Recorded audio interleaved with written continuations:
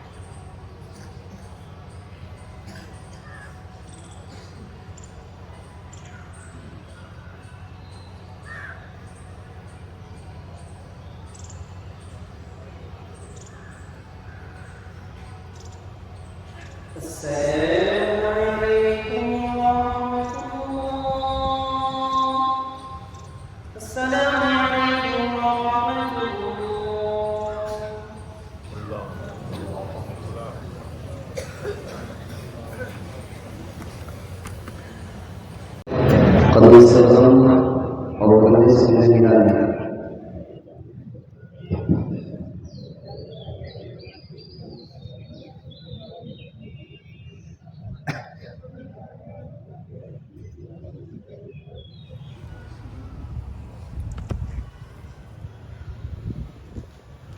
إن الحمد لله نحمده ونستعينه ونستغفره ونعوذ بالله من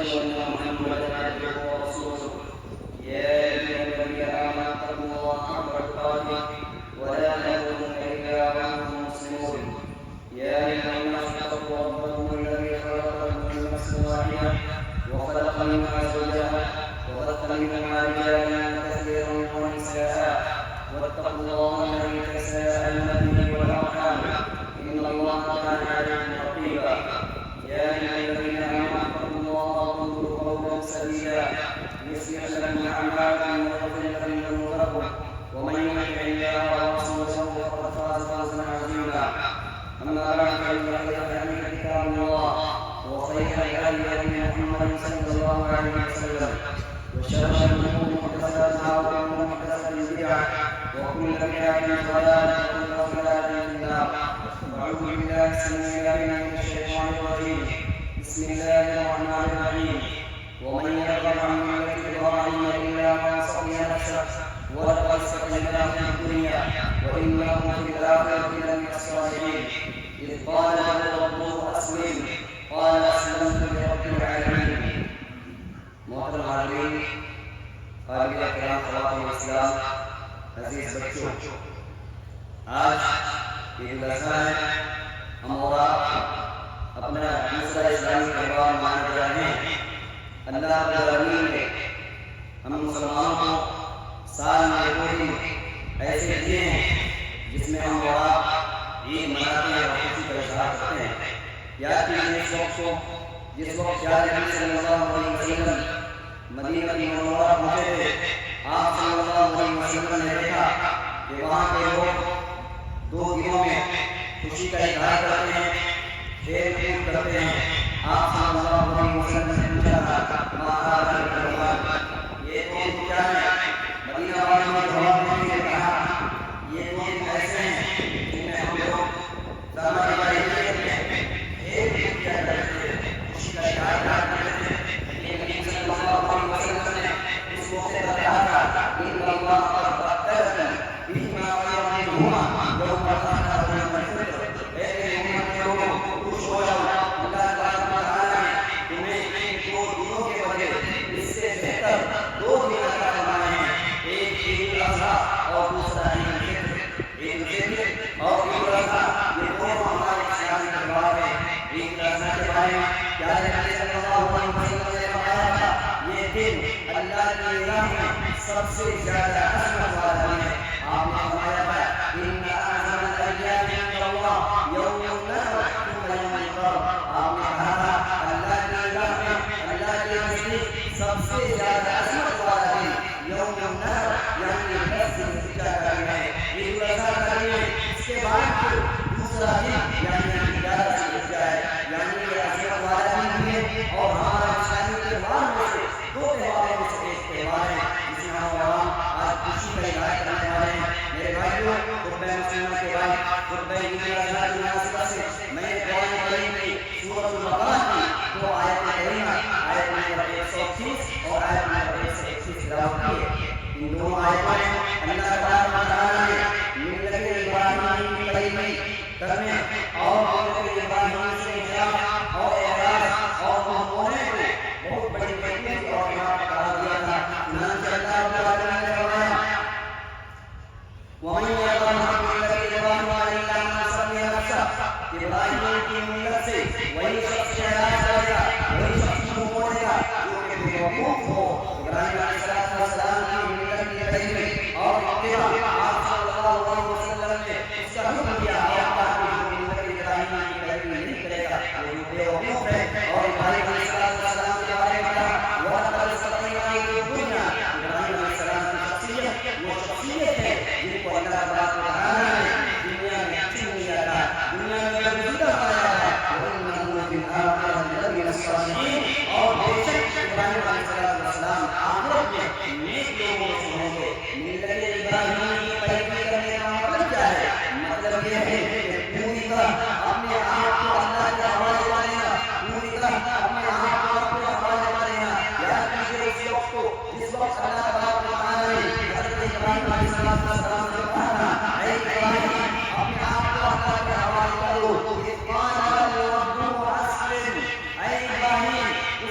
واقعہ کیا جائے جس وقت ابراہیم علیہ السلام سے ان کے رب نے کہا تھا اسلم اے ابراہیم اپنے آپ کو حوالے کر دو ابراہیم علیہ السلام نے جواب کے لیے کہا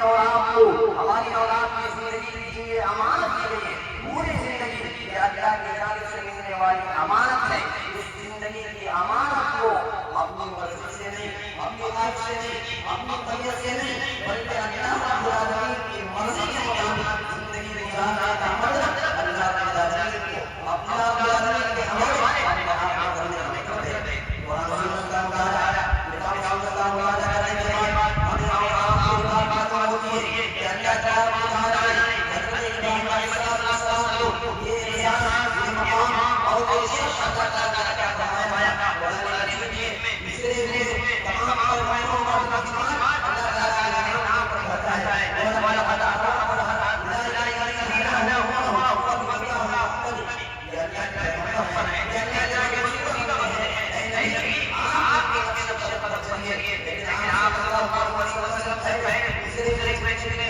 پیغمبر ہیں تمام امتوں میں اللہ تعالیٰ نے ابراہیم علیہ السلام کو مقام فرمایا کوئی صدا نہیں اللہ تعالیٰ نے حضرت سے انکار کہا اس نبی کی اس پیغمبر کی رسول کی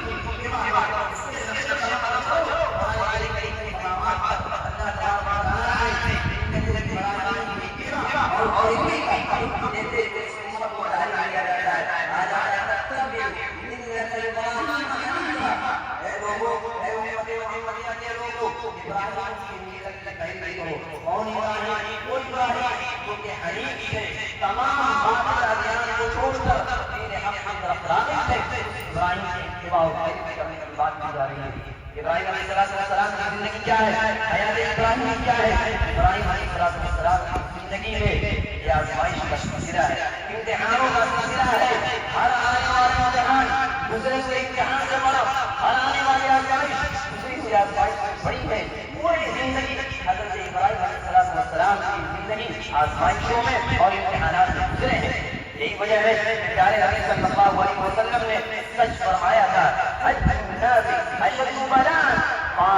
الانبیاء ثم الامثل فالامثل آپ کو پوچھا گیا تھا آپ سے سوال کیا گیا تھا کہ لوگوں میں سب سے زیادہ آزمائش سب سے زیادہ امتحان کن لوگوں کا ہوتا ہے آپ نے جواب میں فرمایا تھا الانبیاء جو وقت کے پیغمبر ہوتے ہیں ان کی آزمائش بہت زیادہ ہوتی ہے پوری زندگی ابراہیم علیہ السلام کی آزمائش میں اور ابراہیم علیہ السلام کی زندگی میں ہمارے آپ کی بڑے بڑے علامات بڑے بڑے احساس ہیں اگر بہت سے مسئلے زندگی کو پڑھا جائے ہمارے لیے ساری شرط کی باتیں نصیحت کی باتیں میرے لیے آپ کے لیے پیغمبر آنے والے مسلمانوں کے لیے بڑے بڑے پیغامات ہیں ابراہیم علیہ السلام کی زندگی میں سب سے بڑا پیغام ہمیں اور آپ کو ملتا ہے امت کو ملتا ہے وہ یہ ماں باپ کو چاہیے والدین کو چاہیے والد کو چاہیے والد کی حیثیت سے سرپرست ہونے کی حیثیت سے ذمہ دار ہونے کی حیثیت سے کہ ماں باپ والدین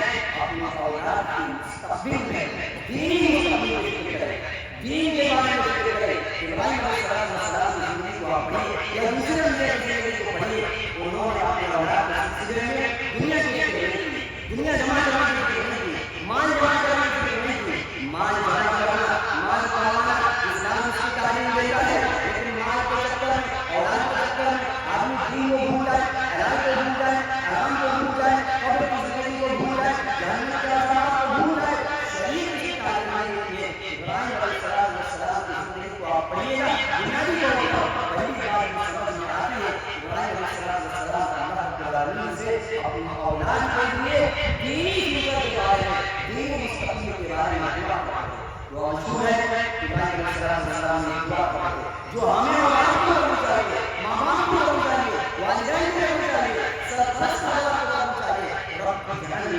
مقیم الصلاۃ ومن ذریتی ربنا تقبل دعاء اے میرے رب مجھے نمازی بنا دے اے میرے رب میرے بچوں کو نمازی بنا دے اے میرے رب میری دعاؤں کو قبول فرما لے اسی طریقے سے اپنی اصلاح توحید کی اہمیت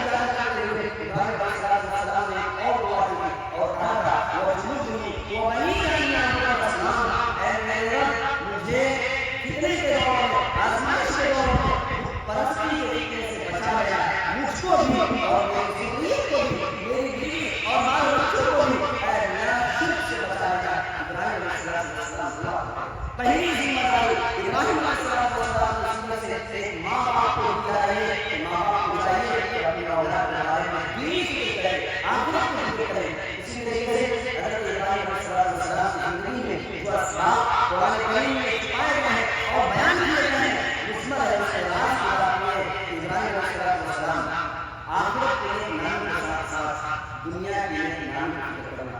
ابراہیم علیہ السلام سے آپ نے کہا کیا کہ وہ آخرت میں نیک لوگوں میں سے ہوں گے، لیکن آخرت کے ساتھ ساتھ دنیا میں بھی انسان کو نیک نام کی فکر کرنی چاہیے. اپنے اخلاق کے ذریعے، اپنے کردار کے ذریعے، اپنے اچھے رویے کے ذریعے دنیا میں کوئی ایسا کام کیجیے جو کام آپ کے دل پر پڑ جائے، جو کام آپ کی پیدا ہو جائے، جو کام آپ محبت کرے تھے، آپ سے قلب قائم کرے تھے. ابراہیم علیہ السلام نے اللہ تعالیٰ سے دعا کیا تھا اور کہا تھا وَاجْعَلْنِي مِنْ لِسَانِ صِدْقٍ فِي الْآخِرِينَ. اے اللہ لوگوں کی زبان پر میرا خیر کرے، میرے بعد میری دنیا سے جانے کے بعد لوگ میرا نام لے، اچھے نام سے یاد کرے، برے نام سے لوگ مجھے نہ پکارے. کوئی ایسا کردار ہونا چاہیے، کوئی ایسا عمل ہونا چاہیے جس کے نتیجے میں لوگ آپ کو اچھے نام سے یاد کرے. ابراہیم علیہ السلام کے بارے میں یہ بات اچھی طرح واضح طور پر بیان کر دی گئی ہے کہ دنیا کی بڑی بڑی قومیں ابراہیم علیہ السلام سے اپنا تعلق جوڑنے کو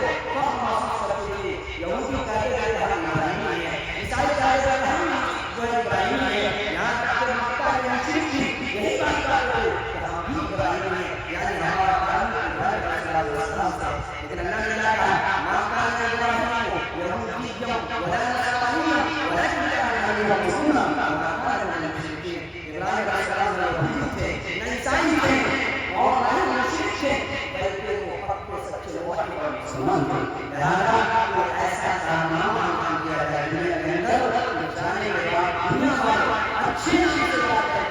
یہ چیز ابراہیم علیہ السلام کی سیرت اور ان کی زندگی سے نکلی ہے. ابراہیم علیہ السلام کی زندگی میں ایک اور چیز جو ہمیں اور آپ کو ملتی ہے وہ یہ کہ حسن خاتمہ کرنا. موت آنا ہے، موت آئے گی لیکن اچھی موت آئے، اچھی موت آئے، حسن خاتمہ ہو. یہ ابراہیم علیہ السلام کی زندگی سے نکلی ہے. خاتمہ کیسا ہوگا؟ وفات سالہ ہوگی، معاملہ ہونا جان رسول ہوگا. نبی صلی اللہ علیہ وسلم سے فرمایا ہے تعلیم کیا بڑا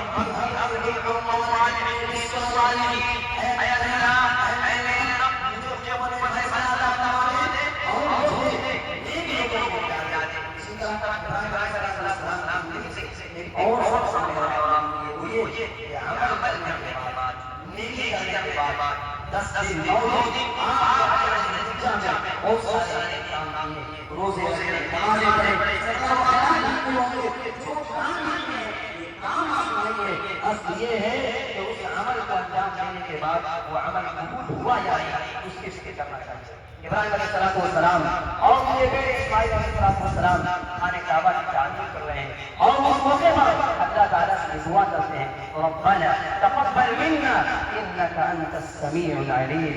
اے ہمارے رب ہمارے اس عمل کو ہم سے قبول کر لے، اس لیے کہ تو ہی تو ہم کو سننے والا ہے اور تو ہی ہماری نیتوں کو جاننے والا ہے. ہم اس نیت سے کون سے کام کر رہے ہیں اس کا حقیقی اللہ رب العالمین ہی ہے. آخری بات حضرت ابراہیم علیہ السلام کی سیرت سے بہت سارے کام ہم اور آپ مانتے ہیں، لیکن اس میں ایک بنیادی سبب ہمیں اور آپ کو ملتا ہے وہ یہ کہ اللہ کی مرضی کو مانیں. اللہ کے رضا کو حاصل کرنے کے لیے سب کچھ کھو دینا، سب کچھ قربان کر دینا، یہ ابراہیم علیہ السلام کی سیرت سے اور ان کی زندگی سے ہمیں اور آپ کو سبق سکتا ہے. یاد کیجیے ابراہیم علیہ السلام نے کیا کیا کھولا. تین چیزوں کی قربانی پیش کی. ماں باپ سے جڑا ہوئے، ماں باپ سے جڑا ہوئے، اپنے والد سے جڑا ہوئے، اپنے رشتے داروں سے جڑا ہوئے، یہاں تک کہ بیوی بال بچوں سے جڑا ہوا تھا. قربانی نام ہے اللہ رب العالمین کو رضا اور اللہ کی خوشنودی کو پانے کے لیے آپ یہ سب کچھ قربان کر دیں. اس کا نام قربانی ہے. صرف جانور کی جان پر چھری چلانے کا نام قربانی نہیں ہے. وقت کی قربانی، زندگی کی قربانی، خواہشات کی قربانی، تمام چیزوں کو اللہ کی مرضی کے مطابق کرنا اور اسے کھو دینا.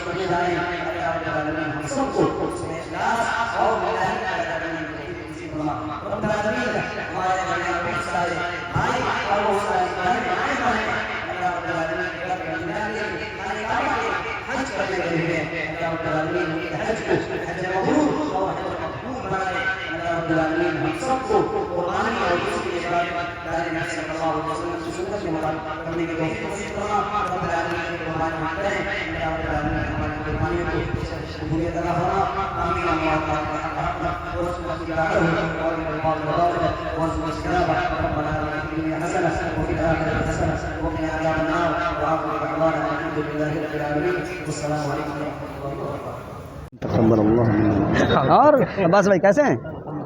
کب آئیں؟ اچھا اچھا اور سب ٹھیک ہیں؟ السلام علیکم. السلام. اور ٹھیک ہیں؟